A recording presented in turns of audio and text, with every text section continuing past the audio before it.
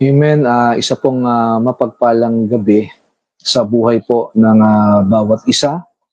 At ngayon po ay muli po tayong nagsimula ng ating pong live segment at nawa kayo po nawa ay naririyan at nakatunghay para po sa ating pong mga updates for tonight. Ito po ang inyong pong mga lingkod, Pastor Joms, and with me, Sister Ninya. Kami po bumabati ng isang magandang gabi. Sister Ninya.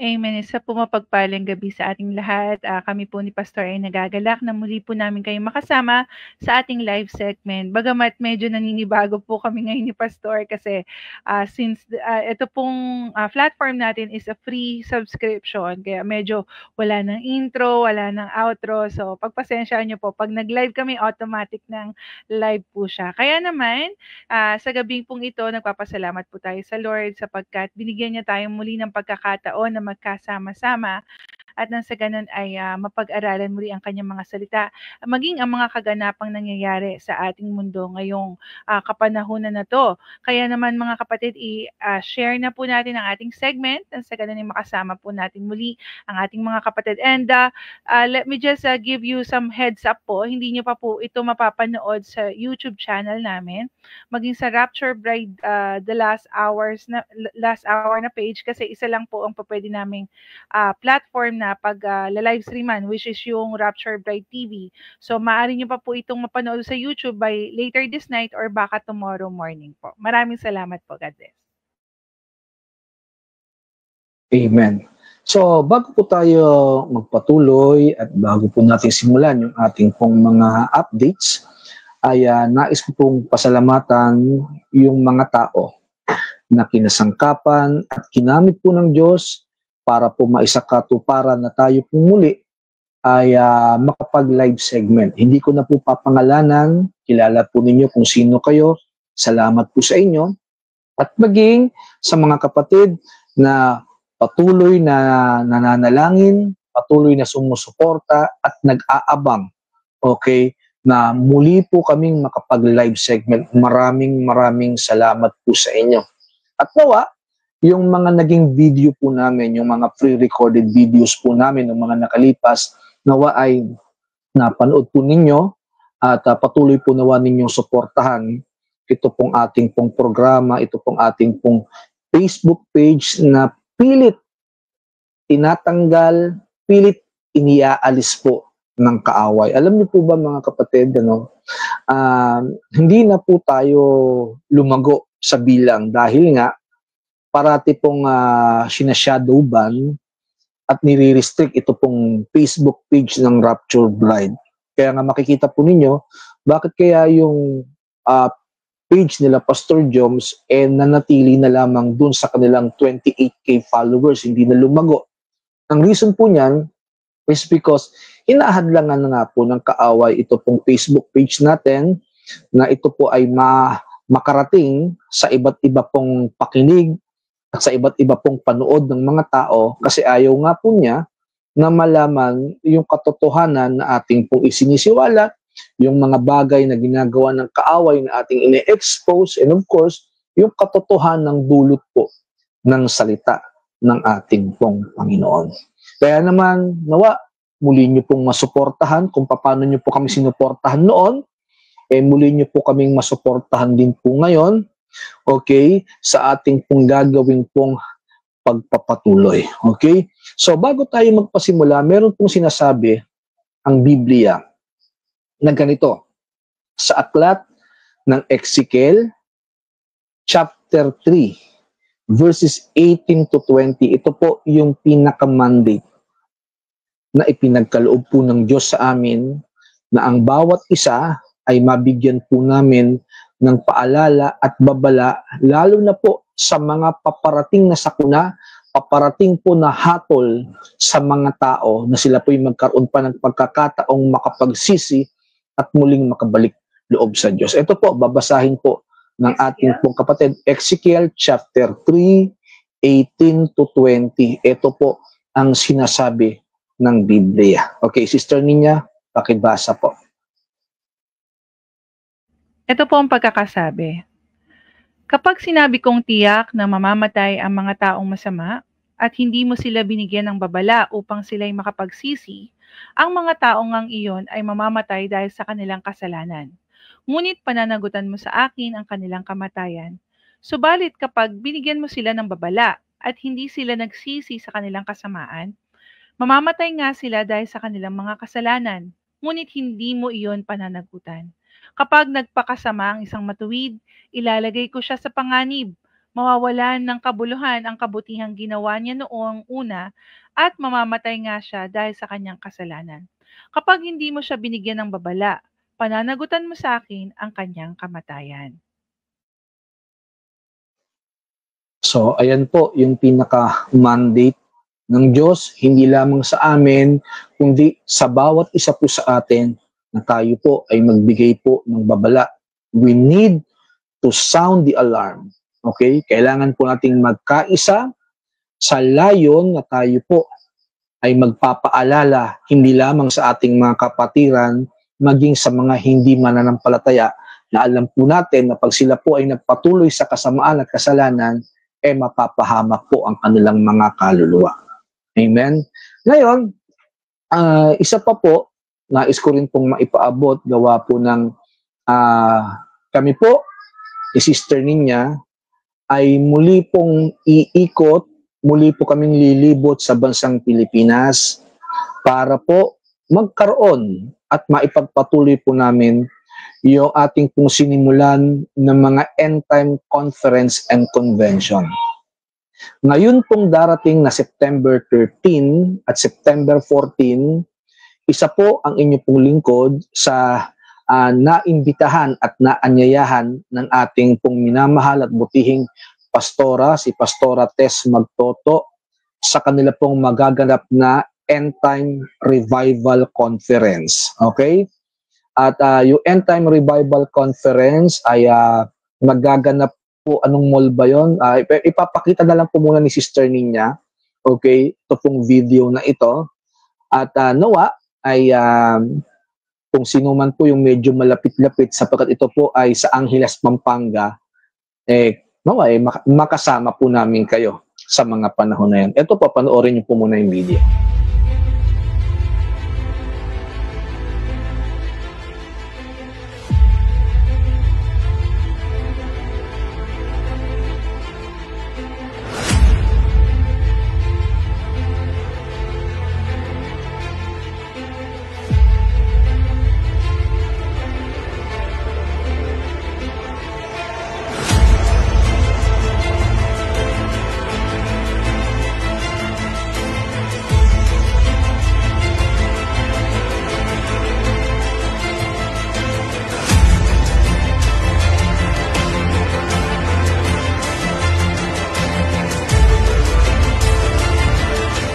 Po ay sa anong lugar yan, Sister Ninya?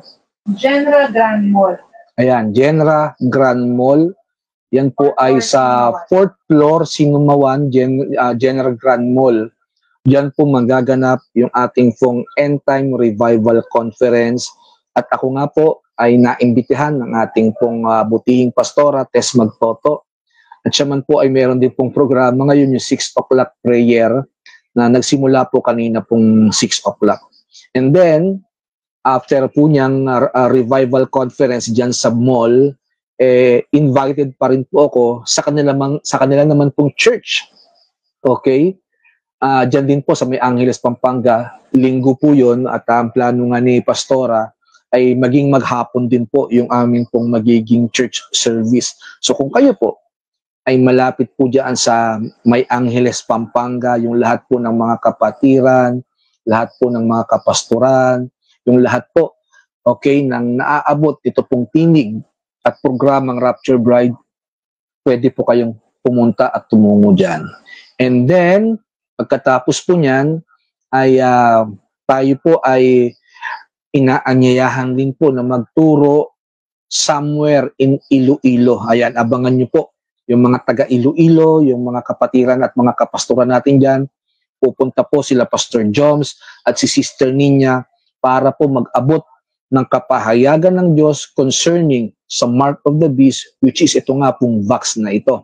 para higit po nating maintindihan, maunawaan bakit po ang vax ang siyang mark of the beast. So sana magkita-kita po tayo. Amen. So ngayon, sa wala pong pagtagal, ay sisimulan na po natin ang ating pong mga updates. Ang una pong updates natin, Sister Ninya, ano ba ang nakalagay riyan? Ngayon, habang ginagawa, hinahanap ni Sister Ninya ang paraan para po maipakita sa inyo yung mga updates, meron lamang po kasing nabasa doon po sa mga naging komento ng ating mga kapatid concerning nga po dito sa ating pong programa, yung ating pong ipinost na magkakaroon tayo ng live segment. At meron akong isa doon sa nabasa, ewan ko kung nabasa rin nyo rin po, pwede nyong tingnan yung post na yon. At ang sabi niya, Pastor, yung salita daw na end times ay hindi daw mababasa sa Biblia, in particular sa Book of Revelation, sabi niya. At yun daw po ay mula daw sa mga Catholic priest, in particular sa Vatican. Okay? So habang hinahanap po at ginagawa ng paraan ni Sister Ninya kung paano niya po maipapakita yung mga updates, kasi kanina nakaredy na po, alam niyo po, talagang hinahadlangan po ng kaaway itong programang ito. Nakaredy na po ang lahat. Biruin niyo po, yung magsisimula na kami, bigla pong nasira yung laptop. Bigla pong nasira po yung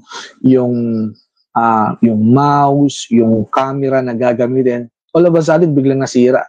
Okay? Magpapakita na talagang hinahadlangan ng kaaway hanggat maaari, hindi po maipalabas ito pong ating pong update sapagkat natatakot siya. Okay? Na malaman marahil ng mga tao yung katotohanan ng ipinapaabot natin. Okay, balik po tayo dun sa ating pong nabanggit kanina kasi nga nagbabasa po ako ng mga comments ng mga kapatid nung ipinost po natin yung pagkakaroon nga po nitong live segment. At tayo nga doon sa kanya, wala daw pong salitang end time. Okay, yun daw po ay nagmula daw sa Vatican na kung saan pinalabas lang daw po ng mga pope at ng mga priest yung salitang end time. Okay, so gusto ko pong itama yon, kapatid, nakalimutan ko kasi kung ano yung pangalan mo, pero kung sakaling nanonood ka, gusto ko pong ipaabot sa iyo na yung salita pong end time nakalagay po sa Biblia. Although, hindi po siya nakalagay sa Book of Revelation. Pero hindi naman po kasi Book of Revelation lang yung Biblia.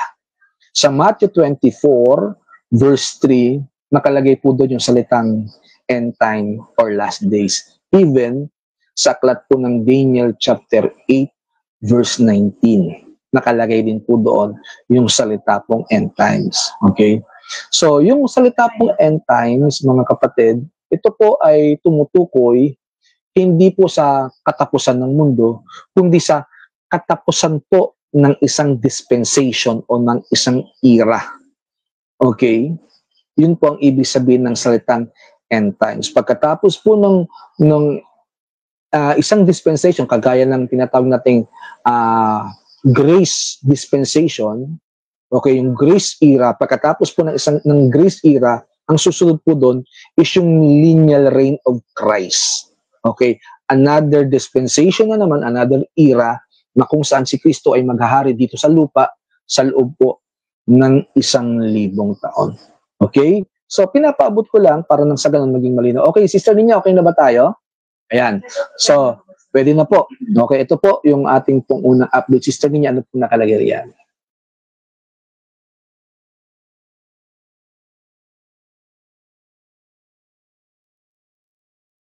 Ito po ang pagkakasabi. Scientists warn infected deer could potentially kill human with deadly plague. Suppose zombie deer feel like Resident Evil brought to life. Okay, yan po yung una. Ngayon po, ito pong zombie deer, matagal na po namin naipapaabot sa inyo. Okay? At maging sa mga pelikula, gaya po ng Train to Busan, at yung iba pa pong mga zombie movies, okay, dinidipik po doon, na yung pagkalat po ng virus ay nagsimula po sa mga hayop, in particular dito po sa tinatawag po nating mga usa or deer. Okay? At ngayon, laganap na naman nga po yung tinatawag na zombie deer o yung chronic waste disease. Ayan. So, yung chronic waste disease, yan nga po yung tinatawag na zombie deer. Ano po ba ito? Okay, Sister Ninya, pwede ba nating basahin para ma-enlighten? Kasi hindi lamang po yung zombie deer ang laganap, kundi ito man po ay humawa na rin, nag-infect na rin sa iba't iba pong mga hayop gaya po ng zombie rabbit na nagkaroon po ng tentacles yung mga rabbit, zombie squirrel na kung saan nagkaroon din po ng mga bukol-bukol yung squirrel, and then meron din pong tinatawag na zombie spider mula naman po sa mga fungus. Okay, so makikita po natin minamind conditioning, okay, minamind tawag rito setting yung mga tao na sooner or later magkakaroon ng zombie, hindi lang sa mga hayop, kundi maging sa mga tao. Okay, ito po, Sister Ninya, pwede bang pakibasa ano ba itong chronic waste disease na ito? Gaano ba ito kadelikado? At ano yung sinasabi ng mga siyentipiko patungkol rito? Ito po, babasahin po ni Sister Ninya para magkaroon po tayo ng kaunawaan, kaliwanagan, kung ano po ba ito, gaano po ba ito kadelikado, kasi matagal na po namin pinapaabot sa inyo, okay, na meron pong magaganap na zombie apocalypse ayon sa Biblia.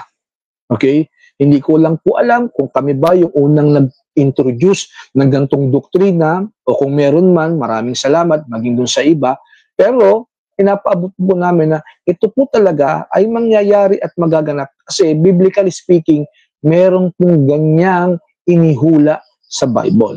Okay? So ito po, Sister Ninya, anong sabi riyan? Ito po ang pagkakasabi.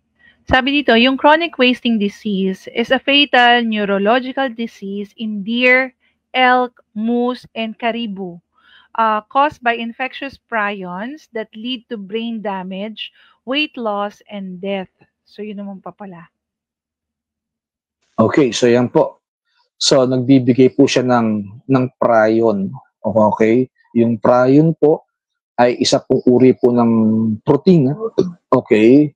At marahil naging mutated protein ito kung bakit po nagkaroon ng mga bukol-bukol o parang naaagnas, okay, na balat, naaagnas na laman yung nandoon po sa katawan po ng mga zombie deer dahil nga po dyan sa tinatawag na chronic waste disease. At hindi nga lang po mga usa yung tinamaan po nitong chronic waste disease. Ano pa ba yung mga naririyan, Sister Ninya, para nang sa ganon ay mapaabot natin sa mga tao na, kasi ito po merong ano to no, Sister Ninya, meron itong parang tinatawag nating domino effect.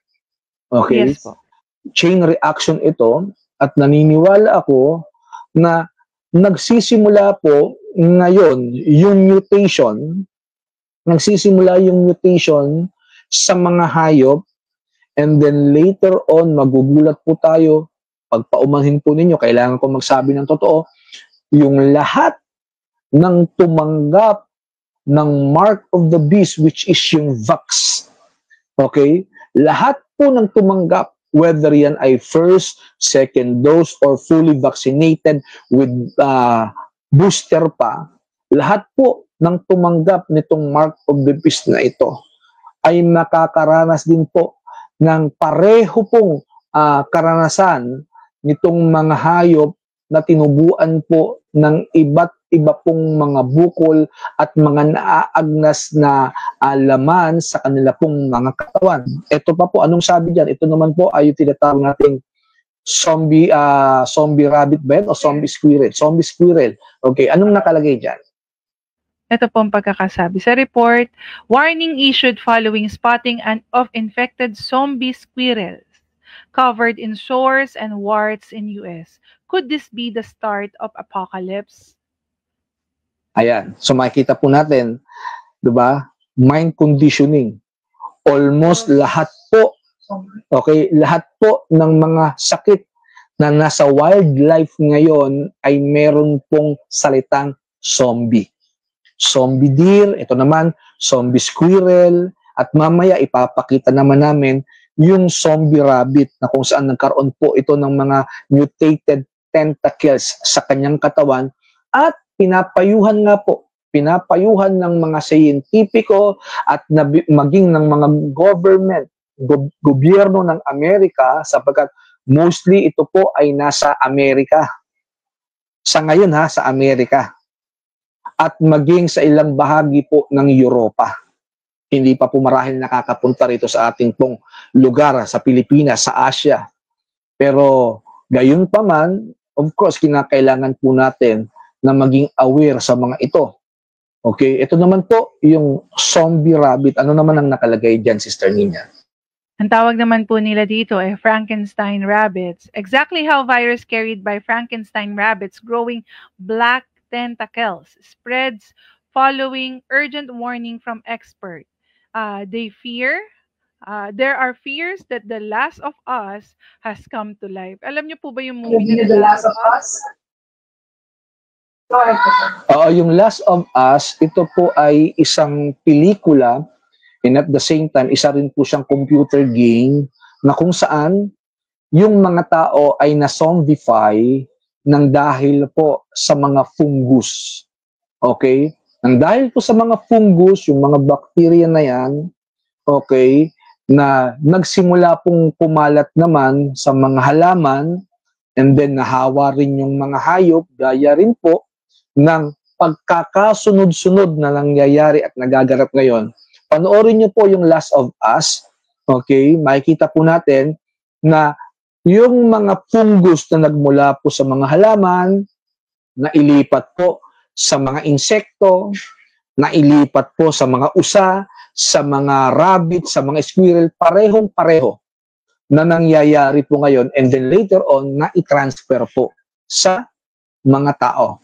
Dito po sa zombie rabbit, medyo nagkaiba lang po ng pangalan. Frankenstein. Sino ba si Frankenstein? Hindi ba si Frankenstein ay yung patay na binuhay ni Dr. Jekyll, di ba? Siya po yun eh. Okay? So, pagpapakita na zombie rin yun. So, siguro binago po nila yung pangalan para naman hindi mahalata na ang lahat po ng mga ito meron pong kinalaman sa mangyayaring zombie apocalypse. Okay? Zombie deer, zombie squirrel, okay? And then, pagdating sa rabbit, Frankenstein rabbit. Pero zombie pa rin yun. Okay? So, makikita natin, minamind condition na po yung isipan ng mga tao, lalong-lalo na po, okay, yung lugar po ng Amerika, para nang sa ganun, kung magkakaroon man ng zombie na tao, zombie apocalypse, abay iisipin nila na nahawa din ang mga ito, bunga, okay, ng mga bacteria, mga tinatawag nating fungus infection, mga kapatid. Okay? Ngayon, ito na po, meron na po sa mga hayop, sa mga wild animals, meron na rin po sa mga insekto, at ito naman po ay yung tinatawag naman na zombie spider. Ayan. Binanggit na naman yung salitang zombie. Ano naman ang nakalagay dyan, Sister Nina? Katulad lang din po ito ng zombie ants. Ito naman po ay fungus na humawa sa spider. At according sa report, horrifying zombie spiders infected by never-before-seen fungus are taking over U.S. homes. This fungus will kill the spider and preserve its body. Okay, so ayan naman po. Fungus naman sa mga insekto gaya po ng gagamba, ng spider. Okay? Pero, makikita natin at mapapansin po natin na yung lahat po ng yun ay may kinalaman sa mangyayari at magaganap na zombie apocalypse. Kasi yun po yung susunod na magiging pandemya sa buong mundo. Yun po yung disease X. Okay? Na ine-expect ng marami, lalong-lalo na ng World Economic Forum at maging ng World Health Organization.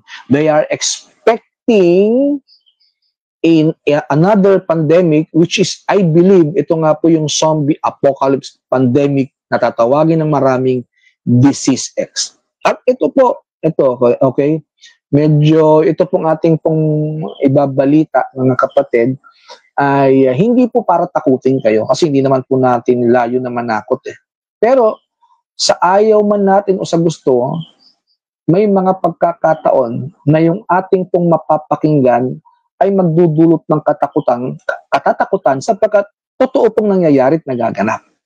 Okay? Sa katotohanan, ito po ang sabi ng Luke chapter 21, verses 25 to 26. Yung Biblia na po ang nagpatunay at nagsabi na darating yung mga panahon na yung mga tao po ay matatakot. Bakit sila matatakot? Sa mga mangyayari, sa mga magaganap, sa mga magpapakita sa huling araw. Ano pong sabi riyan? Pakibasa, Sister Nina, ng malakas. Amen. Ito po ang pagkakasabi sa kanyang salita. And there will be signs in the sun, in the moon, and in the stars. And on the earth, distress of nations, with perplexity, the sea and the waves roaring, men's heart failing them from fear and the expectation of those things which are coming on the earth. For the power of the heavens will be shaken. Okay. Yung mga tao po, hihimatayin daw sa takot. Okay? So, kahit man po sabihin nating okay, na tayo po ay hindi magbigay ng mga bagay na kagaya nito, talagang matatakot po ang marami pag nakita na po mismo ng kanilang mga mata yung mga magaganap. Okay? Kaya po, ang layon po ng ating pong programa ay hindi po para manakot, kundi para kayo po ay ma-inform para makapaghanda. Okay? And also, Pastor, we were not given the spirit of fear. Oo, yun ang sabi ng 2 Timothy chapter 1 verse 7. Hindi tayo binigyan ng espiritu ng takot. Okay? Tayo mga anak mo. Kasi mga anak po tayo ng Diyos eh. Bagamat nakakatakot po talaga itong mga nababalitaan po natin. Sa mga taong hindi handa, sa mga taong walang pananampalataya, okay, sa mga tao na kung saan balikat at binabaliwala yung mga gantong uri po ng information, sila ngayon yung matatakot.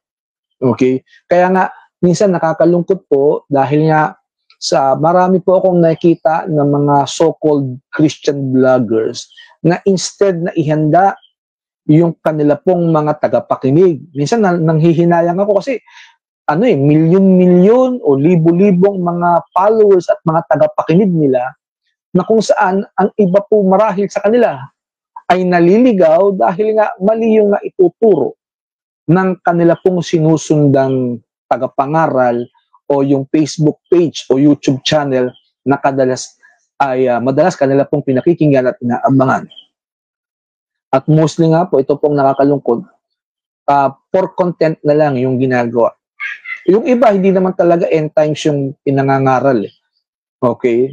Nung mga unang panahon, hindi po end times yung pinangangaral ng ibang mga vlogger. Okay?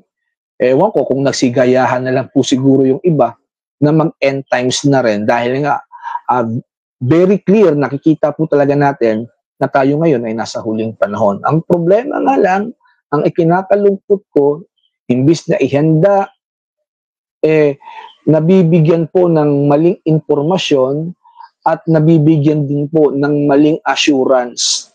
Kaya nga, darating yung pagkakataon at panahon na yung lahat po ng mga tagapakinig po nitong mga ito, okay, magrereklamo at sisisihin ito pong kanilang pinapakinggang leader, pinapakinggang mangangaral, kasi hindi sila naihanda po ng tama. Okay? At yun naman po yung ginagawa po natin. Kaya nga sabi po ng 1 Thessalonians chapter 5 verses 4 and 5, since kayo ay hindi anak ng dilim, hindi kayo, okay, nasa kadiliman, hindi ito darating sa inyo. Hindi kayo mabibigla na darating sa inyo ito na parang magnanakaw. Bakit? Handa na kayo eh. Alam na ninyo kung ano yung gagawin. At yun po yung ginagawa po natin sa buhay ng bawat isa na naaabot nito pong mga pangangaral at programang gaya po nito. Amen. Ngayon, tuloy po tayo kasi lahat po ng ito meron pong kinalaman sa mga future event na maaari pong mangyari sa mga susunod na panahon. Ano pang nakalagay dyan, Sister Nina, na susunod nating updates?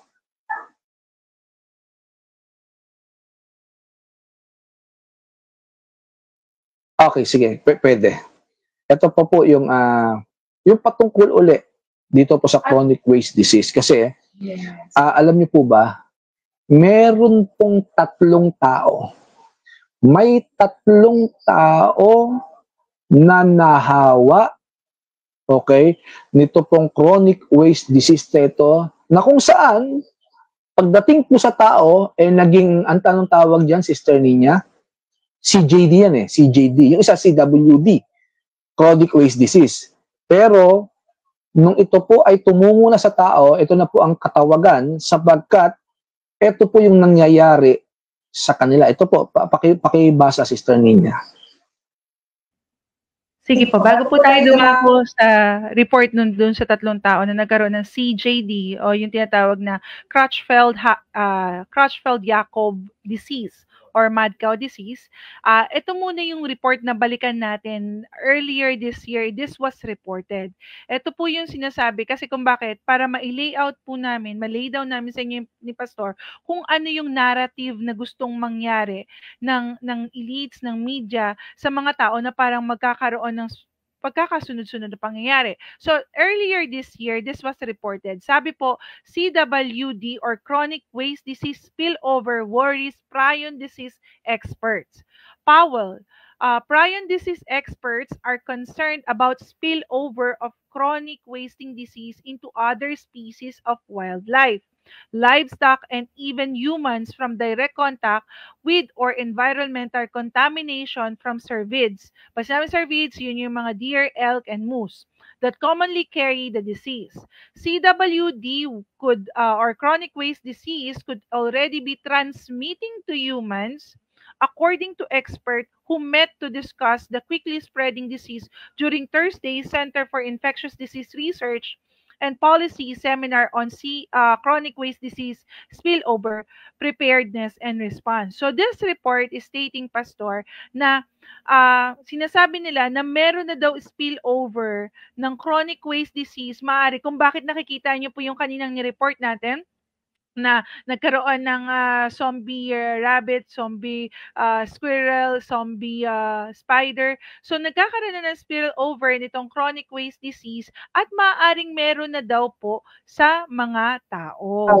Yun. Okay, tama po yun. So, makikita po natin dito sa report kung bakit po pala nagkaroon ng zombie rabbit, zombie squirrel, zombie spider, nagsimula sa zombie deer, kasi nagkakaroon po ng spillover. Nagkakaroon ng leak. Okay? Nagkakaroon ng shedding. Na pati po yung ibang mga hayop nahahawa nito pong tinatawag na chronic waste disease. At according sa report, marahil meron na pong mga tao na nahawa na rin. Ayan, delikado na po tayo. Medyo ingat-ingat na tayo, lalo-lalo na sa ating pong mga nakakatabi. Yung mga kamag-anak natin na tumanggap ng mark of the beast, tumanggap ng box, mag-ingat tayo dahil baka mamaya sila man ay nagkaroon na rin po ng tinatawag na mutation na hindi natin nalalaman. Gaya nga po nitong report na ito, sa lugar po ng Oregon, okay, meron pong 3 tao ang nahawa. Okay? Ano yung Sister Nina? Yes, Actually, Pastor, itong chronic waste disease o yung sinasabi nating mad cow disease na nahawa dun sa 3 tao, which is later we will show it, na kung saan kung bakit hindi daw ito, according sa narrative na gusto nilang palabasin, is yung prion, di ba protein yun, yung nababaluktot siya ng prion, na nahahawa yung ibang protein at nababaluktot rin, nagkakaroon siya ng butas-butas at yun ay neurological disease na nagkakaroon ng iba't ibang klase hallucination or something like that. Tapos nun, ito po ay nadadiagnose. Ito po ay nadadiagnose, Pastor. Ito po ay nadadiagnose 10 years pataas, Pastor, para ma-diagnose kung ikaw ba ay merong chronic waste disease or Creutzfeldt-Jakob disease. Yun po. Okay. So, ngayon, alam niyo po ba itong yung tinatawag na prion or prion, mga kapatid? Nakukuha din po ito sa rabies Okay? Yung nagha-hallucinate, kakaroon ng hallucination, okay, nagwawala, nagkakaroon po ng parang mental disorder dahil po yan sa dami po ng prion. At yun din po, yung nangyayari sa mga taong infected po ng rabies. Okay? Ngayon, dun po sa report, sabi doon, umaabot po ng 10 taon bago po ma-diagnose. Yun po yung sinasabi dun sa report. Incubation Okay, period. incubation period yun. Pero, of course, yun po ay kanila lamang pong tinatawag na teorya. Okay? Binibigyan tayo ng idea kung kailan at ilang taon pwede ma-incubate yon. Pero ang tanong, di ba? Ang tanong, mga kapatid, darating pa ba tayo sa ganong point na 10 taon ng pag-aantay? Alam po natin na ito pong 5G. Actually, sa China may 10G na eh. Okay? Mas advanced yung China, Sister Nina. 10G na po sila. Okay? Gayun pa man, yung 5G, okay, yung 5G, yung frequency na binibitaw, binabato nitong 5G towers, ay may kakayanan na yung incubation ng 10 years ay mas paiksiin. Okay? Dahil kaya po nila na i-activate ng mas mabilis, okay, ma-i-activate yung mga ang tawag dito prion at yung iba pa pong mga mutated cells sa katawan ng tao, lalong-lalo na po yung mga tumanggap ng vax. Okay? Ngayon, Pastor, iniisip ko nga po na actually, ito nga po naisip ko, Pastor, na pinapalabas nila na 10 years ang incubation period because they already know and they're preparing this report. Ngayon lang nila sinasabi itong report na to. Kasi natuklasan yung CKD as chronic waste disease noong 1960 while yung Crutchfield-Jakob disease 1920. And recently, nagkakaroon ng mga ganitong sakit. Diba? So, ang ibig sabihin, hinahanda nila ang tao. Dito, itong report na to, babalikan doon ng mga tao. Kaya pala kasi siguro nahawa sa mga yung mga hunters, kinain yung laman ng mga deer, ng mga ganyan. Kaya siguro gano'n. At alam natin na wala pong ibang pwedeng pagmulan. Kasi ang ginagawa po ngayon, okay, ng gobyerno, ginagawa po ng mga elitista, okay, ng mga globalist, hinahanapan po nila ng maisisisi. Okay? Kung bakit nagkaroon ng zombie apocalypse. Which is, alam naman natin na yan po ay walang ibang pagmumulan kundi dun sa mga taong tumanggap ng vax na siya nga pong mark of the beast. Ngayon, ito po yung report. Okay? 3 tao. Okay? 3 tao ang 100% na sila po ay nahawa ng tinatawag na nating chronic waste disease na naging CJD. Hindi ko kasi alam kung anong po yung tawag doon. Si Sister Nina lang yung nakakabasa ng katawagan na yun. Pero ito po yung pakibasa, Sister Nina. Yes, for that, Pastor, ito po yung report. Ito po yung report natin kanina. Sabi dito ni Brian Appleby, yung director ng National Prion Disease Pathology Surveillance Center, sabi niya, we know that there are some animal prion diseases that have spilled over to humans and some that have not. So we don't know the exact risk of chronic waste disease spillover, but we know that it's not zero. So dito pinapatunayan niya na kung saan meron talagang spillover. Kasi pag sinearch mo sa Google, kung meron na bang nahawa, Pastor, ng chronic waste disease o chronic waste disease, sabi nila hindi pa daw ito sa tao. Actually, pinagtatakpan po ng Google yung katotohanan na meron na pong mga taong nahawa. At yan po ang medyo delikado. Kasi, of course, pag yan po ay na-transfer na po sa mga tao, mahihirapan na po tayong pigilan ang mga ito. Actually, ito po, bago po muna ni Sister Nina, bago po namin banggitin na naman, yung isa na naman pong uri po, kasi ito pong mga balita na ibinabato at ipinapakita, inire-report ng media, ibinabalita po sa bawat news outlet, and even yung mga scientists at mga doktor na nagpapahayag ng mga ganito pong mga information, isa lamang po ang pinatutunguhan nito at wala pong iba, kundi yung katotohanan na anumang oras, anumang araw, ay mangyayari at magaganap na po yung sinasabi ng Bible na pagkakaroon po ng tinatawag natin na zombie apocalypse. Ito po, basahin ni Sister Nina, yung concerning po ito doon sa tinatawag nating 3 katao na nahawa po ng tinatawag na CJD. Yes, ito po yung report na yon. Hood River County in Oregon reported 3 cases of Creutzfeldt-Jakob disease, a rare human brain disease very similar to mad cow. Ito pa po ang sabi sa report. I-post ko lamang po para makita po ninyo. Hold on. Ito po ang pagkakasabi sa report. 3 cases of a mad cow-like disease with a 100% fatality rate have been reported in a single county in Oregon. 1 case was confirmed by autopsy, while the other 2 are presumptive.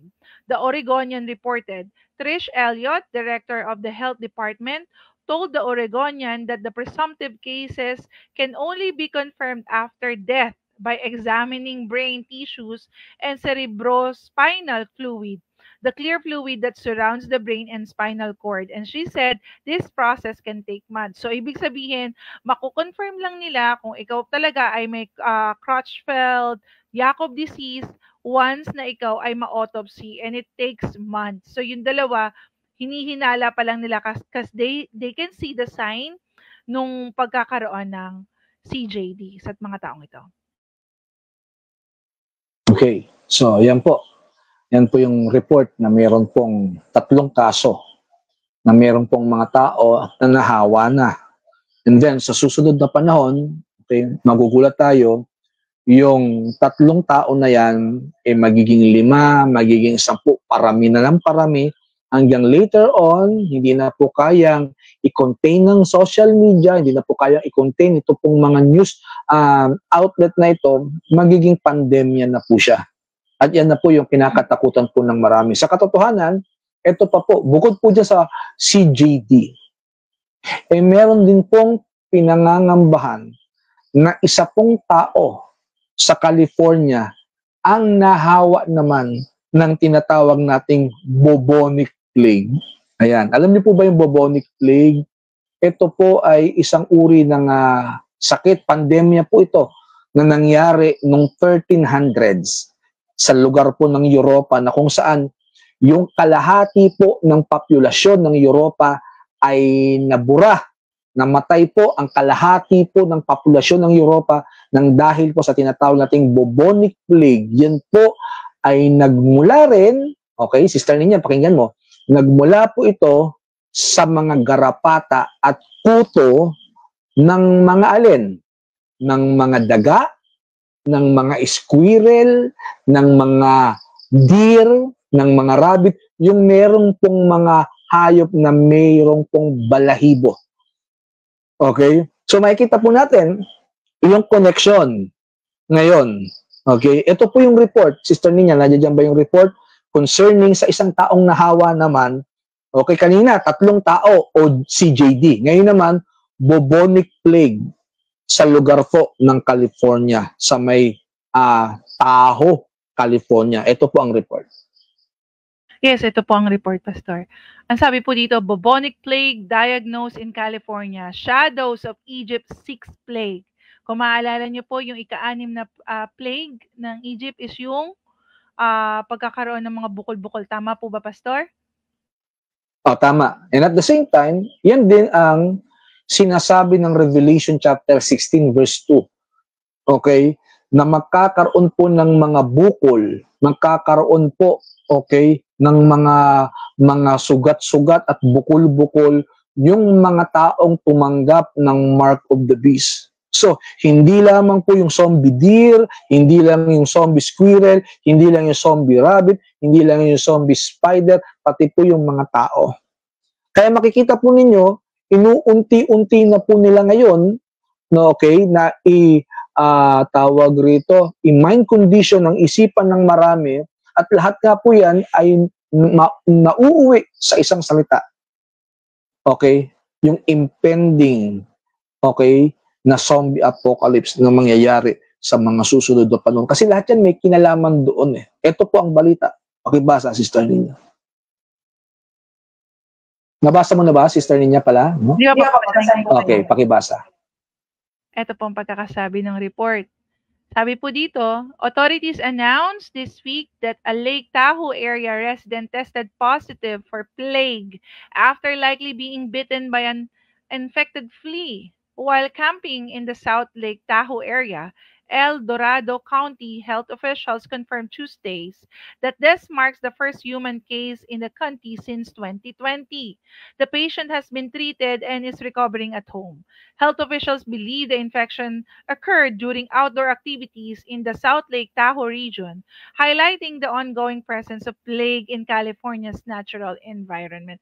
Para, Pastor, before you mag-give ng insight, pwede po ba ako magbigay ng maliit na insight regarding this? Okay, kasi ganito po yun mga kapatid, na kung mapapansin niyo po, yung mga report na ito, it targets yung livestock. Nung nakaraan na yung mga yung cows, di po ba?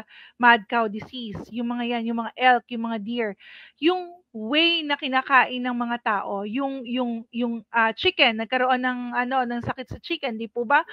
Bird flu across sa US, di po ba? Kaya tumaas ang bilihin. So they are targeting yung food supply ng mga tao. And this one naman, this reports na pinapakita na when you go out, kasi nanggaling sa camping may possibility mahawa ka ng mga sakit na ganito. Parang kinukulong nila yung mga tao na wag nang mag-outdoor or wag nang mag-camping outside kasi delikado. Lalo na sa California daw, sabi nila. Okay. So, makikita po natin, mga kapatid, yan po yung sinasabi ng Matthew 24 eh. Okay? Magkakaroon po ng mga salot, magkakaroon po, okay, ng mga kasakunaan, at sooner or later, mauuwi po yan doon sa tinatawag po nating Great Tribulation. Amen? Now, hindi lamang po patungkol po ito po sa sa ito pong mga sakit na nanggaganap at nangyayari sa mga hayop at sa mga tao. Ngayon meron na rin pong report concerning naman sa tinatawag na flesh-eating worm. Ayan. Ito pong flesh-eating worm na nakita naman at natagpuan, okay, na kung saan ito po ay kumakain ng laman ng hayop at maging po ng laman po ng tao. Makikita ninyo na puro po mga salot ang nagsisilabasan ngayon. Why? Kasi nga pinoprogram nila, minamind condition nila ang napakaraming mga tao dahil ang susunod na magiging hakbang po ng mga elite. Actually, kanina, habang kami po ay naghahanda nito pong aming live segment, meron po akong nabasa, okay, kasi ako po ay mahilig pong magbasa at nang sa ganun ay higit ko pong maintindihan at maunawaan yung mga nangyayari sa paligid. At nabasa ko po doon na kung saan ito nga pong mga global elites, okay, ito pong mga elitista ay nagsisimula po na gumawa ng mga bagay na katatakutan, okay, para nang sa ganon ay pag dumating na po talaga yung tunay na kaganapan at pangyayari, hindi na po mabibigla yung napakarami pong mga tao. Kaya maging sa mga pelikula, di ba? Kagaya ng mga sa pelikula, di ba? May mga alien. Di po ba, na-report ko nga po yung previous video na ginawa ko, okay, concerning dito po sa tinatawag nating 3-eye atlas na ine-expect ng marami, lalo na po yung mga scientific community, okay, ine-expect nila yung arrival nitong hostile mothership na sooner or later ay magiging alien invasion ngayong darating na November. So, makikita ninyo yung mga palabas, mga pelikula, lalong-lalo na po yung pinakita namin noon na commercial ng Nike ba yun o Adidas na Foot Locker, simultaneous habang nagkakaroon po ng alien invasion, meron ding zombie apocalypse. Naalala niyo po ba yung video na yun? Okay? So, dito makikita po natin na marahil Possible na mangyari yun. Na habang nagkakaroon po ng alien threat, alien invasion, okay, magkakaroon din ng zombie apocalypse upang ang mga tao po ay wala na pong mapuntahan. Kamakailan, kung inyo pong napanood yung aming pong matagal-tagal na ring video na ang pangalan po ay Pelecara, face peeler. Okay? Yung lugar po ng Peru na meron pong mga alien na nangunguha ng muka ng tao. Ngayon, nag-reappear na naman sila. Okay? 2 weeks ago, nag-reappear na naman. Yung balita sa Peru na meron na namang mga pelekaras o yung mga face filler aliens na nangunguha ng mga muka ng mga tao doon sa bayan po ng Peru. Okay? Para nang sa ganun makapag-create po sila ng takot at kaguluhan. Very timely. Kasi nga, may paparating na naman na alien threat na mangyayari naman ngayong November. So, bakit po nagaganap at nangyayari po itong mga bagay na ito? Kasi ang inaantay na lamang nila ay yung tamang panahon at pagkakataon para mailabas nila at maihike nila ang kanilang mga sarili. At kung maalala nyo, sinabi ko, noon sa mga videos na nagawa po natin, na itong mga so-called demonic aliens na ito yung magpapakilala bilang mga Diyos at creator ng mga tao. At pag once na hindi ka malalim sa Word of God, isa ka sa mga madadaya. Meron pong pinasa, ewan ko kung nanonood ngayon ng ating kapatid, si Sister Lottie, na kung saan may nag-comment doon sa video natin na walang alien, walang Nephilim, yung ganon. Bakit nila nababanggit yun? It's because of their ignorance. Sabi po ng Hosea chapter 4 verse 6, my people perish because of ignorance, lack of knowledge. Okay, bakit po nawawasak ang mga tao, lalo na po ang bayan ng Diyos? Kasi sa kawalan po ng kaalaman. At yung kawalan ng kaalaman ang siyang magiging daan ng kapahamakan ng marami. Okay? Ito po muna yung report concerning po doon sa flesh-eating tawag doon? Worm. Okay. Sister Nina, pakibasa.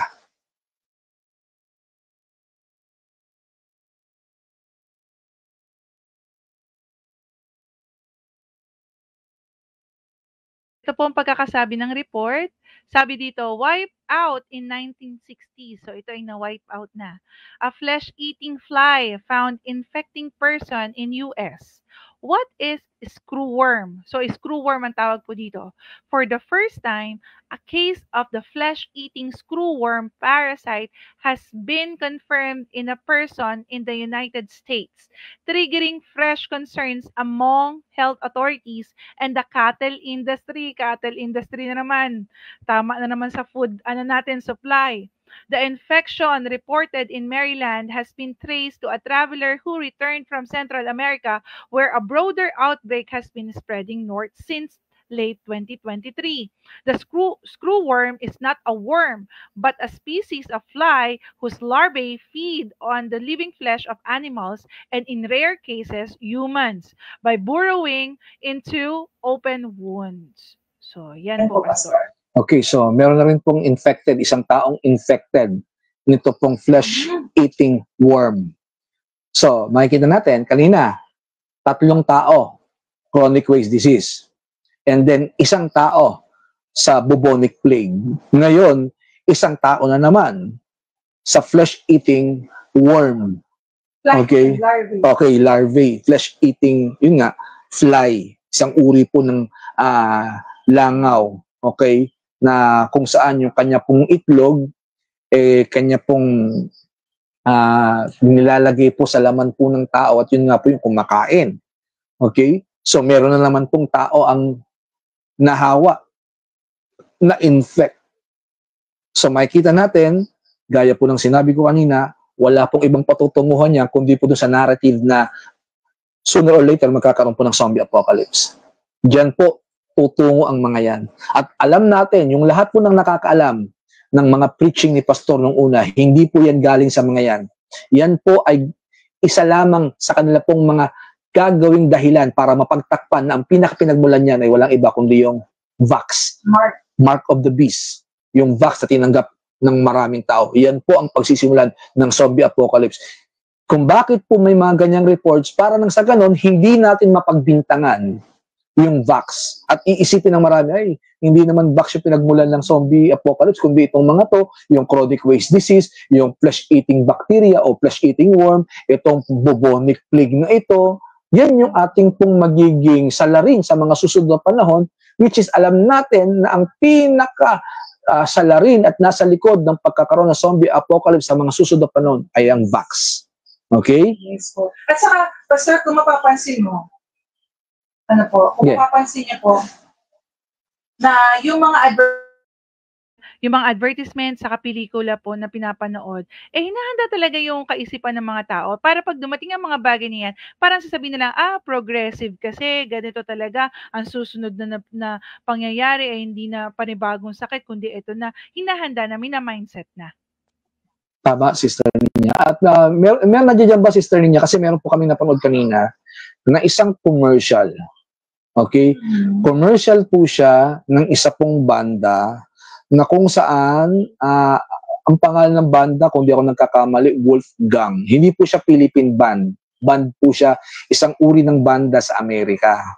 Na sila po ay naimbitahan sa isa pong party para tumugtog. Yun po yung commercial. Nandiyan ba, Sister Ninya? Wala. So siguro ikikwento ko na lamang po. At hindi po na-i-download ni Sister Ninya. Pero sa mga susunod na pagkakataon, gagawan po namin ng video. Okay? So, meron pong isang banda na ang pangalan po ay Wolfgang. Sila po ay naimbitahan sa isang party. At nung sila po ay tumugtog, okay, ng rock, gamit po yung malalakas po na amplifier na nagre-represent sa magiging tawag dito frequency ng 5G. Alam niyo po, habang sila po ay tumutugtog, yung mga tao po doon sa club, naging mga demonyo, naging zombie, naging werewolf, naging mga halimaw. Okay?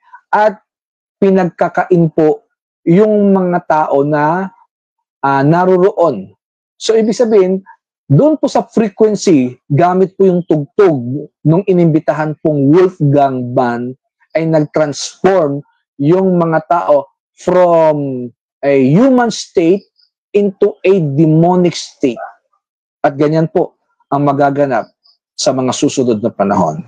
Okay? Gamit po yung mga frequency, okay, na nagmula sa 5G, 6G, up to 10G towers. Ito po yung pagmumulan ng transformation. I'm sorry. Transmutation kasi nasa isip ko. Transformation ng mga taong tumanggap ng mark of the beast. Kaya po, ayoko man sabihin, pero kailangan nyo mag-ingat kung sakali na ang inyong mga kamag-anak, asawa, kapatid, kaibigan, pastor, ka-churchmate, merong pong vax. Delikado po. Dahil, alam naman po natin ngayon, di ho ba, marami pong mga cases at marami pong mga report na bigla na lamang pong nagbabago yung mga pag-uugali ng mga tao. Meron po akong nakitang video, pinadala po ng isang kapatid, na yung isang babae sa airport, bigla pong nagwala at naghubad. Okay? Mostly, ang mga pinadadala po sa aking mga video ay yung pagwawala ng mga tao sa iba't ibang bahagi ng mundo at kadalasan sa airport po nangyayari at nagaganap. Okay? So, yan po ang mga bagay na mangyayari sa mga susunod. Sister Ninya, ano yan? Actually, Pastor, meron pong patotoo dito si Sister Evangeline Bose. Sabi niya po, last lang po sa Taiwan, merong pasahero sa MRT, nagwawala, gustong mangagat. Pero nung nahimasmasan siya, hindi raw niya alam na naging parang zombie siya. Pero ang naramdaman daw niya, nahihilo ata siya at nagsusunod bago mangyari. So there is, may frequency. So, patotoo po yan ng isa na nating kapatid, isa nating viewer ngayon, follower, na meron pong nangyari sa Taiwan. Okay? Kaya po, pinag-iingat ko po ang bawat isa. Ito pa po, Sister Ninya. Meron naman pong, Meron naman pong patotoo mula kay Joby Refules. Yung napanood natin, Pastor, na naghitit yata ng tuklaw na sigarilyo. Sabi niya, meron na balita, pinahit-hit lang ng sigarilyo na nigas na parang zombie, yung iba at yung isa nagwawala. Yun yung nakita po natin, ang tawag doon ay tuklaw. So, it's a drugs po na or something na matinding klase ng ano po ng sigarilyo, di po ba? Kasi alam niyo po, Pastor, di po ba, yung pag hititren or pag ano ng mga drugs or medicine, pharmakia is a gateway for the demon to possess you. Access yun eh. Actually, marami na pong ganyang pangyayari. Pati po yung nangyari noong May 2012, yung Miami incident na kinain po, di ba? Ni yung pangalan si Rudy Eugene. Si Rudy Eugene na gumamit ng bath salt, kinain niya po mostly yung muka ng isa pong sinatawag dito si Mr. Popo po. Okay? Ang naging biktima nitong Rudy Eugene. At itong si Rudy Eugene, pinagbabaril po, almost naubos po yung mga bala ng 6 na pulis bago po tuluyang mapatumba. Yung isa pong tinatawag na nakatik ng bath salt na si Rudy Eugene laban doon kay Ronald Popo, isang homeless. Okay? So, kinain po yung mukha. Ewan ko kung nabalitaan niyo po yun. Pero meron din po kaming video na ginawa po noon. Okay? Concerning po sa naganap nga po na zombie attack. At yun po ay unang bahagi lamang dahil doon po sa isang libro na, ano ba pangalan ng libro na yon, na 2012 is only the beginning, or was just the beginning, sabi doon, Z1N1 ang pamagat ng libro na yon, na ang mga susunod pong mangyayari, eto nga po, okay, gagaya po ng nangyayari ngayon, mga sakit na nagmula sa mga hayop, and then later on, matatransfer po sa mga tao. At yun po pagmumulan ng zombification ng marami. Okay. Ngayon, talon po tayo dahil meron na lamang po tayong ilang panahon. Okay? Kasi hindi po kami pwedeng tumagal dito po sa ating pong live segment. Gawa po ng tawag po rito. Di baterya po ang aming kuryente dito. Okay? Hindi po siya yung talagang Meralco o anuman pong linya ng kuryente. Di baterya lang po kami kaya medyo nag-aalangan kaming magpahaba ng video. Okay, ito po yung sumunod na report, Sister Ninya, anong nakalagay dyan? Okay. Ito po pagkakasabi sa report. Multiple Area 51 staff have died from same disease after exposure to top secret project. Pakita ko po yung next report. Okay. O yung sabi dito. Okay, habang hinahanap po ni Sister Ninya, ito naman po ay report mula sa Area 51. Yung nagtatrabaho sa Area 51 ang nag-expose na meron pong tinatawag na invisible virus. Ayan, Sister Ninya. So, dyan ulit yan eh. Yan ulit ang kauuwian yan. So, meron na naman pong tinatawag na invisible virus na kumitil ng maraming buhay na nagtatrabaho dyan po sa Area 51 at siya nga po ay naglakas loob na magsalita, meron tayong video niyan eh, naglakas loob na magsalita para i-expose na meron pong invisible virus na kinakatakutan niya na maaaring maging pandemya rin sa buong mundo, which is alam natin, gaya ng sinabi ko kanina, yun pa rin ang magiging kahihinatnan, zombie apocalypse. Ito po yung report, Sister Ninya, pakibasa. Okay, ito pong pagkakasabi sa report.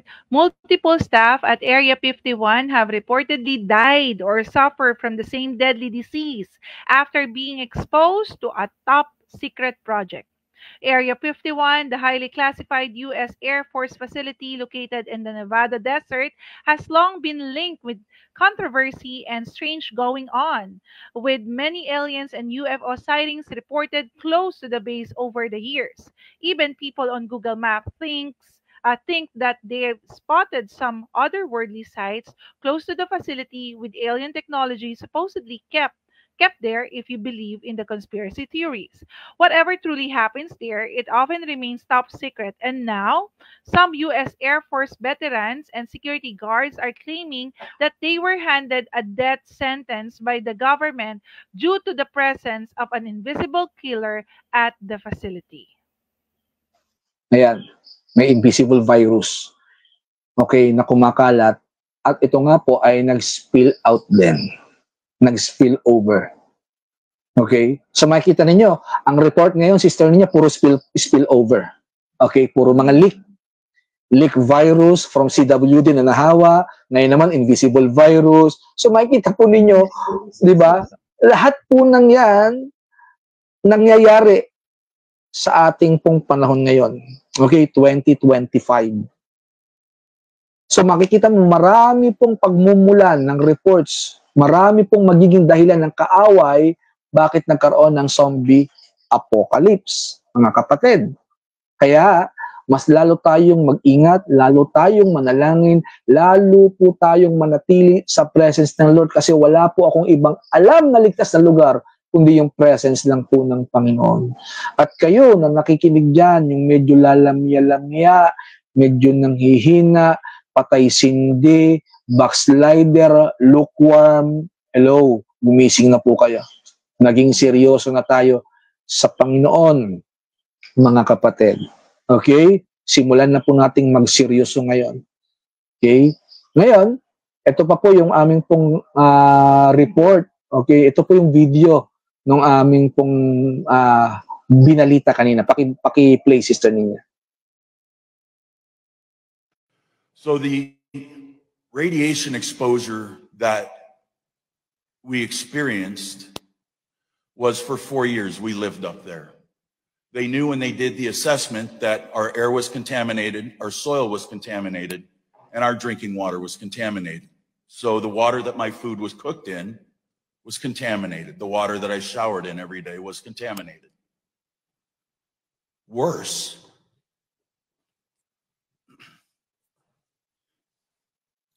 is the fact that my wife had 3 miscarriages. One of the guys that I worked with, his wife had 7. All 4 of my children were born with birth defects or significant health problems.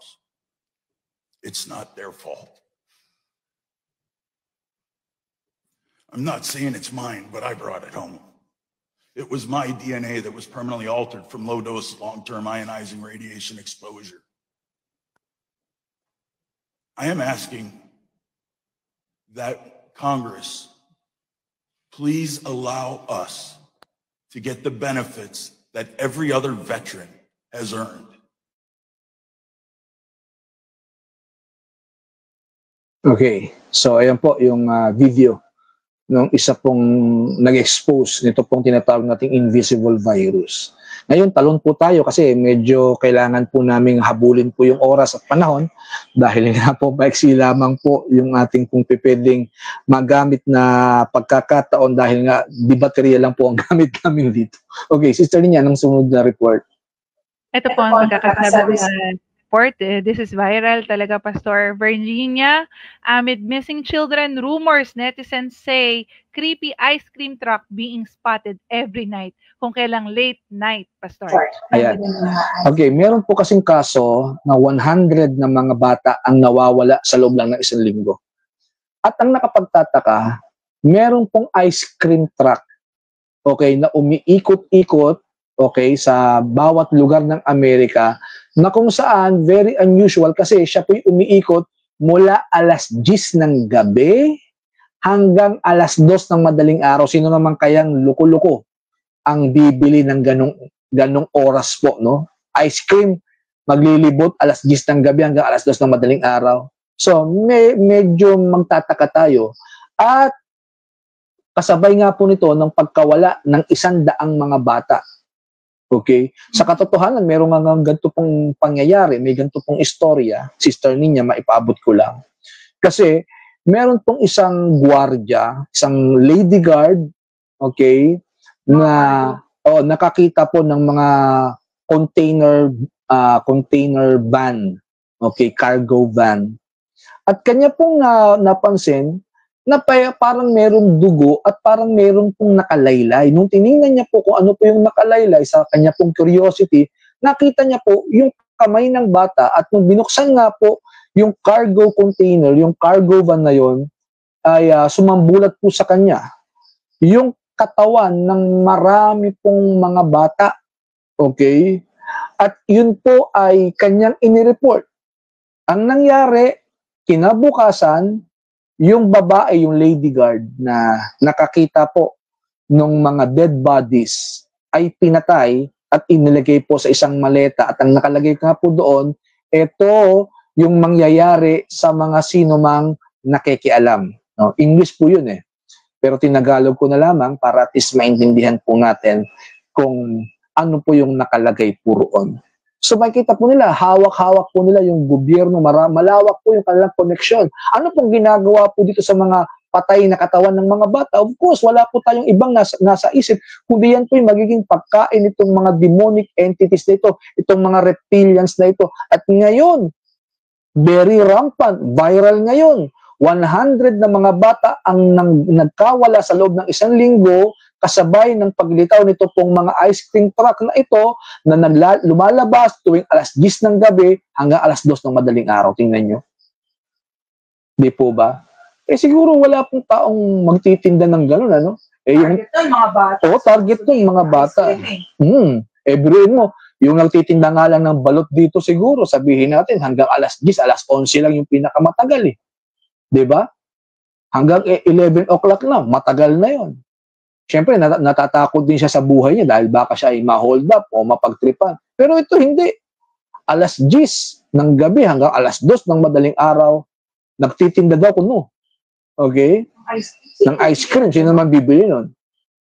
Which is, alam natin, ang binibiktima nila ay mga bata, mga kabataan, o yung mga tao marahil na kanila pong magiging salarin, mailalagay dun sa truck, and sooner or later, magiging pagkain, ito pong mga demonic entities na ito.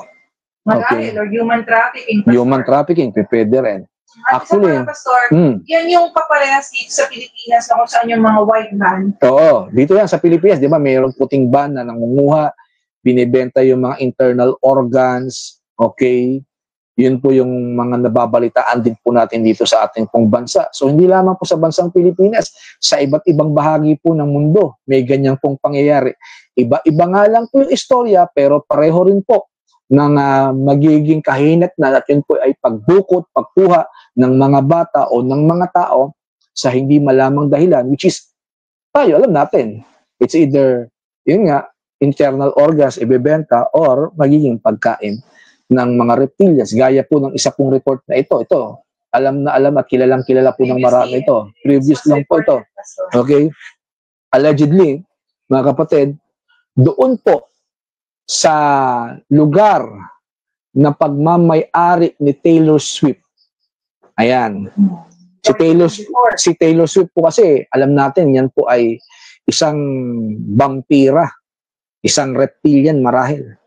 Allegedly, mayroon pong report na mga decapitated bodies, mga pinagputol-putol po na katawan na natagpuan malapit sa kanya pong tahanan.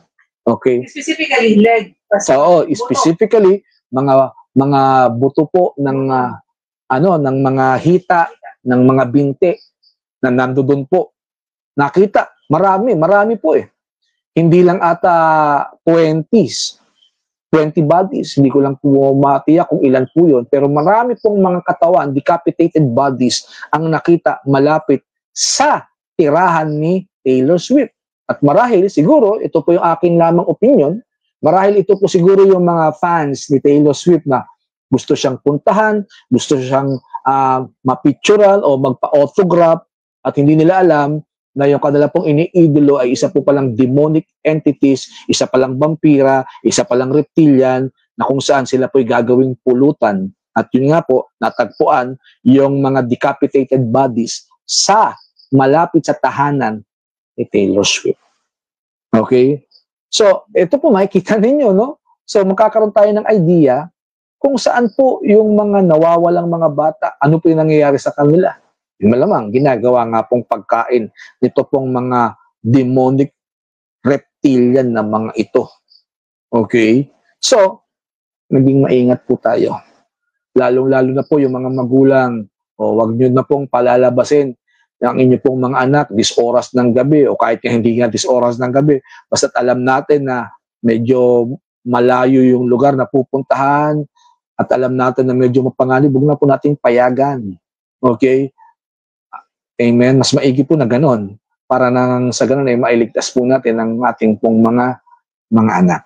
Okay? Ngayon, sa wala pong pagtagal, Sister Nina, meron pa ba tayo na ma-share? I'm not sure kung pwede pa natin i-discuss yung regarding sa sinasabi ko kanina. Okay. So, sige.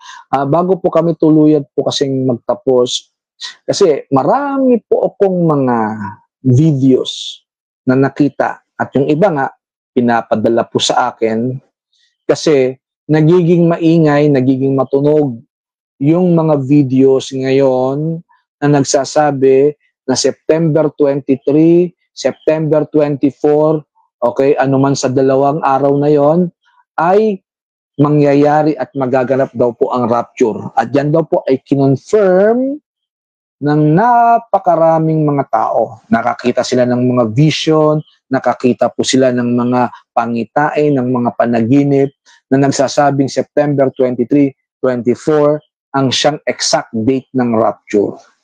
Una po, mga kapatid, hindi po ako against sa rapture. Naniniwala ako na merong rapture. Okay? Nga lang, yung rapture na pinaniniwalaan ko ay hindi po mangyayari sa September 23 at 24, kundi ito po yung magaganap sa kalagitnaan ng Great Tribulation. Ngayon, yung September 23, 24, kung sakasakaling mangyari at maganap yan, maganda. Okay? Hindi po ako against dun. Maganda. Kung mangyari yung rapture, hindi na tayo maghihirap. Diba? Masaya tayong lahat. Nag-rapture na. Amen? Kung mangyayari yun, 23 or 24 ng September. Kaso nga lang, biblically speaking, hindi po ganon. Una, sabi po ng Mark 13:32, pakinggan po ninyo. Okay? Gusto ko pong magkaroon tayo ng konting pag-aaral. Okay, mga kapatid? Marcos 13:32, ito po ang sabi po ng Bible. English ko ba kasi?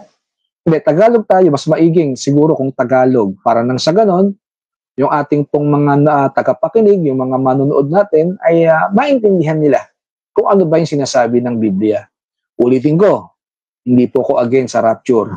At kung magra-rapture ng September 23, 24, mas maganda. Hindi na tayo makakaranas ng hirap. Okay? Pero, hindi nga po yun ang mangyayari at magaganap. Biblically speaking, ito pong sabi ng Bible. Pakinggan nyo. Ito po ang pagkakasabi. Ngunit, walang nakakaalam ng araw o ng oras na iyon, kahit ang mga anghel sa langit o ang anak man. Ang Ama lamang ang nakakaalam nito. Okay. Si Kristo mismo ang nagsabi na walang sino man ang nakakaalam. Maging mga anghel o maging siya, kundi yung Ama lamang. Mula yan sa bibig ng ating Panginoon. At kung sakasakaling meron man dapat unang makaalam, hindi po ba dapat mga anghel? Kasi higit na mas malapit yun sa Diyos. Bakit ganun? Naihayag sa mga tao. Diba? Ngayon, hindi po pwedeng baliin ng Biblia yung kanyang sinasabi. Mismong si Kristo nagsabi niyan, walang nakakaalam ng araw at ng oras. Kung alam mo, edi mas magaling ka pa sa Biblia. Kasi yung Bible mismo nagsasabi, walang nakakaalam ng araw at ng oras. Tapos alam mo kung kailan. Di tinalo mo yung Biblia. Diba? Sabi po ni Kristo, tanging Ama lang yung nakakaalam. Maging siya, hindi niya alam kung kailan siya darating, kung kailan siya babalik. Ngayon, ito po yung sinasabi ng marami. Kasi nga, September kasi, magaganap po yung Feast of the Trumpets. Okay, kasi yan po yung panahon na kung saan tuwing September po kasi, kagaya po sa atin, tuwing December naman yung ating pong New Year's, yung bagong taon. Okay, yung bagong taon, ginaganap yan tuwing ika-31 ng December, at sinasalubong po natin ng bagong taon ng mga paputok. Nag-iingay tayo gamit ng mga paputok. Sila po, hindi paputok yung ginagamit nilang pagsalubong sa bagong taon, kundi ito nga pong mga trompeta, pag-ihip ng mga trompeta. At ikinokonek po ng marami, since magkakaroon po ng Feast of the Trumpets, yan na siguro yung sinasabi ng Bible na last trumpet, na nakalagay sa 1 Corinthians 15, 51, 52. Which is atin din pong pag-aaralan. Pakinggan po ninyo. Sa unang Thessalonica, 1 Thessalonica chapter 4, verse 16. Pakinggan po ninyo. Para nang sa ganon, ay inyo pong 1 Thessalonians 4:16. Pakinggan po ninyo. Okay? At nang sa ganon, ay magkaroon tayo ng kaunawaan kung sino po ba, ano po ba yung gagamitin pong trompeta dyan. Okay? Pakibasa, Sister Nina. Ito po ang pagkakasabi. Sa araw na iyon ay maririnig ang tinig ng arkanghel at ang tunog ng trompeta ng Diyos. At ang Panginoon mismo ay bababa mula sa langit na sumisigaw. At ang mga namatay na sumasampalataya kay Kristo ay bubuhayin muna. Okay. Meron po ba diyang Feast of the Trumpet na nabanggit? Wala. Ang gagamitin pong trompeta, hindi po trompeta ng tao, kundi trompeta ng Diyos. Sumunod, mga kapatid, yung bayan ng Israel ngayon, karamihan sa mga taga-Israel, hindi naniniwala na si Kristo ang tagapagligtas. Okay? Ngayon, bakit naman gagamit ang Diyos ng mga tao na hindi naniniwala sa kanyang anak, okay, na siyang iihip ng trompeta? Ang malinaw ang sabi diyan, trompeta ng Diyos. Therefore, ang iihip diyan ay mga anghel. Anghel ang iihip ng trompeta at hindi tao. Ngayon, dinudugtong pa nga rin yung pangalan ni Donald Trump. Kasi nga, nakalagay sa 1 Corinthians 15, 51, 52, last Trump. Okay? Si Donald Trump kasi ang magiging huling presidente. Trump din kasi, nagkataong Trump yung apelyido at iniuugnay nito ng marami na marahil binibigyan tayo ng idea ng Panginoon na ito marahil yung sinasabi niyang last Trump. Pero kung babasahin po ninyo sa Griego, yung word na Trump, kung hindi ako nagkakamali, kasi cellphone kasi yung gamit ko, nandito kasi yung Greek, Sphinx ata ang tawag doon. Okay, kung hindi ako nagkakamali, Sphinx. Nang ibig sabihin, nung salitang Sphinx o yung last trump, ito po ay hindi po ordinaryong trompeta. Naku, mahaba kasi tayo nito, Sister Nina. Alam niyo po, siguro sa ibang pagkakataon ipapaliwanag ko kasi ang haba po nito eh. Okay, napakahaba nitong usaping ito. Pero sinasabi ko lang na hindi po September 23 at September 24 ang panahon ng rapture. Okay? Ngayon, yung mga tao na nagsasabing September 23, 24, okay, sila po ay masasabihang mga bulaan pag hindi nangyari yan. And I believe, huwag nyo na pong pakikinggan kung sino man po yung mga pinafollow ninyo na nagsabing 23, 24 ng September mag-rapture kasi magpapakita sila po yung mga bulaan. At dyan po, maglilitawan yung mga scammer, yung mga mamumusong na nakalagay sa 2 Peter chapter 3 na magsasabi, akala ko ba rapture na? Ang tagal-tagal naman dumating yung Panginoon. Bakit po nila sasabihin niya? Kasi may nagbigay ng date. Oh, sabi niyo 23, 24, 25 na ngayon. Bakit wala pa? Bakit pa andito kayo? 'Di ba? Diyan na po magsisimula yung mga pamumusong ng marami. Inuulit ko, kung mangyayari man sa September 23, 24 yung rapture, mas maganda. Pero hindi nga po yan ang sinasabi ng Biblia. At wala po tayong ibang pwedeng paniwalaan 100% kundi ang salita ng Diyos. I don't care kung 1,000,000 yung nakakita ng vision. I don't care kung 1,000,000 yung nakapanaginip na babalik si Kristo ng September 23, 24.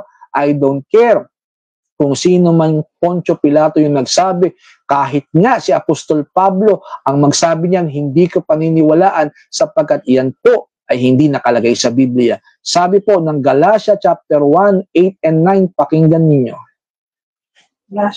Galatia 1, 8 and 9, pakinggan po ninyo mga kapatid. Si Pablo mismo ang nagbigay sa atin ng babala concerning po sa mga gantong bagay. Anong sabi riyan?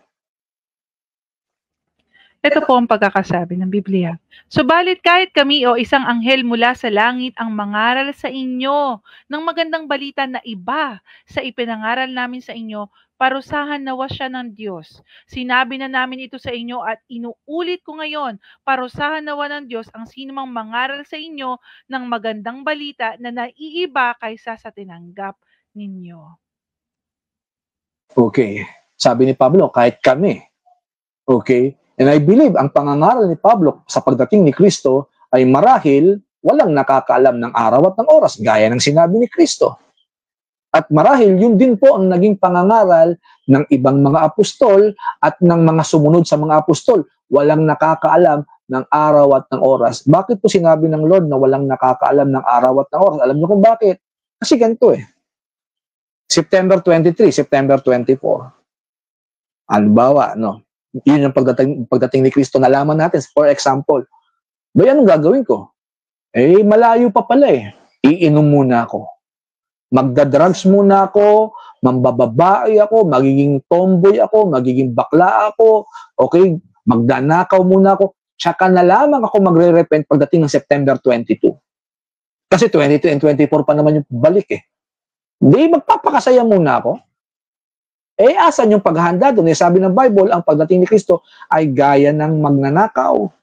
Eh, hindi mo naman alam kung anong oras darating ang magnanakaw. Pero meron tayong idea kung kailan. Dahil madalas, ang mga magnanakaw, nagnanakaw ng gabi. Although, iilan-ilan yung mga nagnanakaw ng umaga, pero madalas yan gabi. Pagtulog na ang mga tao, di ba? Mahimbing na po, na nagpapahinga, doon papasok yung magnanakaw. Pero yung oras at araw, di mo alam kung kailan. Basta't gabi. Mayroon tayong idea gabi. Pero yung araw na aatake, hindi natin alam. Di ba? Kasi wala namang magnanakaw, natatawag sa telepono, magchat-chat at magte-text. Hello, kayo po ba si ganto? Mamaya pong gabi, magnanakaw ako sa inyo, mag-abang kayo. Meron bang ganun? Wala eh. Ngayon, nasa sa inyo na po kung sinong paniniwalaan nyo. Okay? Kung kayo po ay magalit sa akin, wala po akong magagawa. Kasi yan naman po ang sinasabi ng Biblia. Walang nakakaalam ng araw at ng oras, ni ang anak, ni ang mga anghel, ang ama lang ang nakakaalam.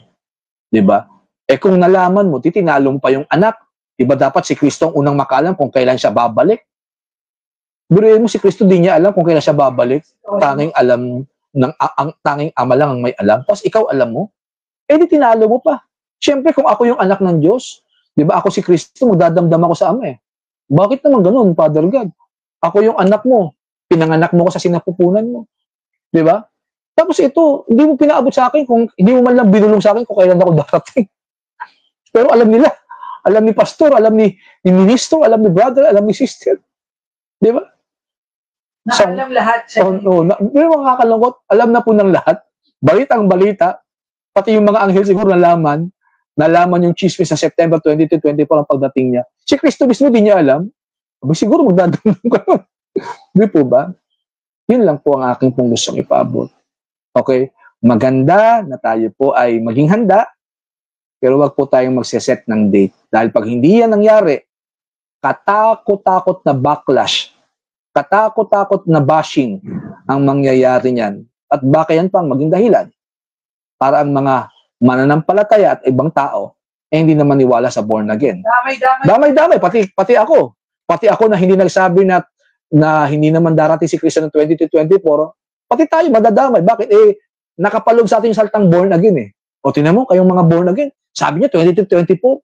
O bakit hindi nangyari? Diba? Kahit wala tayong kinalaman dun sa pinahayag ng iba, madadamay ka. Bakit? Eh, born again ka. Okay? Isa lang masasabi ko, maging handa.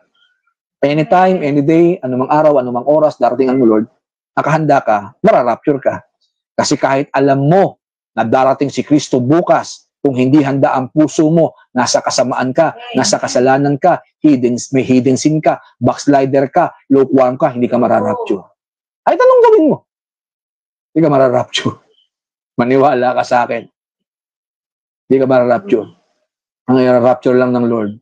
Sabi ng Efeso, basahin natin.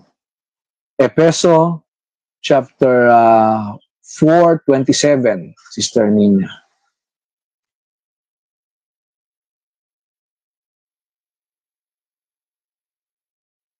Huwag mo bigyan ng pagkakataon dyan. I'm sorry, 5:27 ata. Pakinggan po ninyo. Ito po ang pagkakasabi ng salita ng Lord. Ginawa niya ito upang ang iglesia ay maiharap niya sa kanyang sarili na nasa kagandahan nito. Walang anumang dungis ni kulubot man, banal at walang anumang kapintasan. Ayan, yan po yung church. Yan po yung mga ira-rapture ng Lord. Nasa kasalanan ka. 'Di ba? Mandaraya ka, sinungaling ka, nanloloko ka, may galit, may puot ka, lumalaban ka sa mga magulang mo, nanonood ka ng pornographic movie. Huwag mong expect mararapture ka. Kahit sa September 23 pa at 24 na nalaman mo. Pag ang buhay mo mali, kapatid, maiiwang ka. Lalong-lalo na pag ikaw ay may mark of the beast, my God, huwag ka nang umasang mararapture.